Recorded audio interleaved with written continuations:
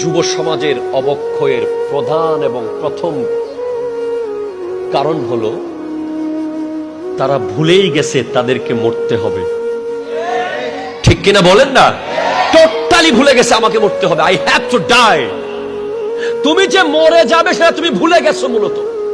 খোদা কি কসম, আমি সবাইকে বক্তব্য দিচ্ছি আজকে, as a cameraman, as a sound operator, as a light operator, এই টোটাল যারা আছে তাদেরকে আমি বলছি, আমরা ভুলে গেছি আমরা যে মরে যাব, আমার জন্য যে কাফন আসবে, আমার জন্য যে মানুষ লাশ আমারটা কাঁধে নেবে, আমাকে যে এলাকার মানুষ কোন কবরস্থানে গিয়ে ঘুম পাড়াবে, মাটি কুড়ে ফেলবে, এটা টোটালি আমরা ভুলে গেছি।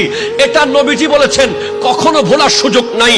যে ব্যক্তি প্রতিদিন 20 বার স্মরণ করবে I have to die, I have to die, আমাকে মরতে হবে, 20 বার মৌতের কথা যে স্মরণ করবে, আল্লাহ তাকে কিয়ামতের মাঠে শহীদদের সাথে রাখবে।